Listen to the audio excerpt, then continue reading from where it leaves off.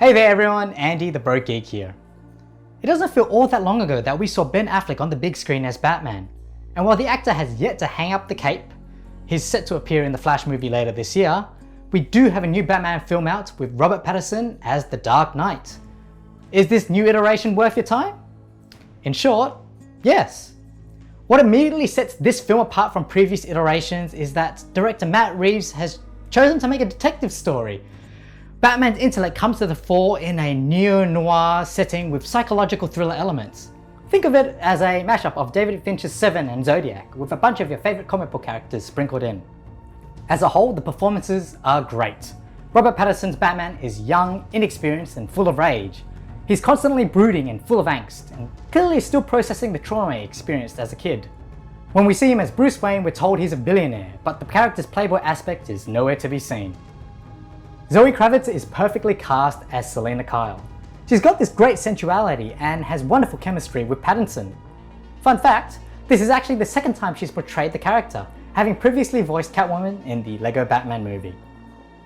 The Riddler in the film is a serial killer and Paul Dano is absolutely terrifying. Definitely a much better portrayal of the character than what we got with Jim Carrey in Batman Forever. Having said that, I'm not a huge fan of the costume he wears.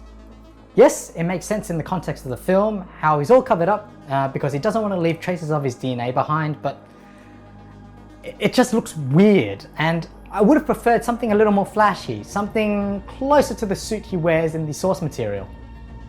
Colin Farrell disappears into the role of Oswald Cobblepot, also known as the Penguin.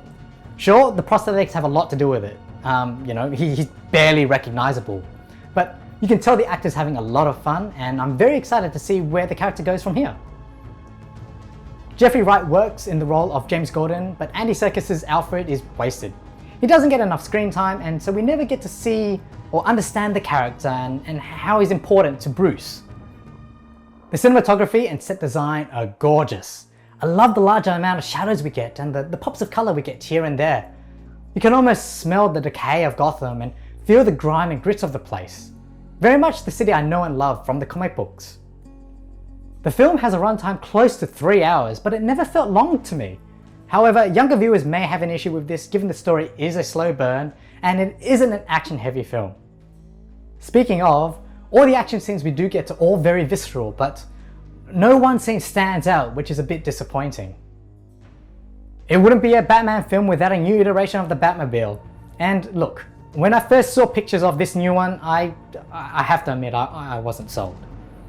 It was just a souped up muscle car, and I prefer my Batmobiles to not look just like a regular car. But having now seen it in action, I can see why Matt Reeves went in the direction he did. The thing's a beast, and when the engines rev, it is very intimidating. The one chase sequence in which it was used though was merely okay. It looked good, but it was a bit hard to follow at times given how many close-up shots were used. Overall, The Batman is another great entry into the Batman cinematic mythos and an interpretation of the character that many fans have been waiting for. Well, those are my thoughts, but do you agree? Let me know in the comments down below, give this video a like, and please subscribe for more geeky content.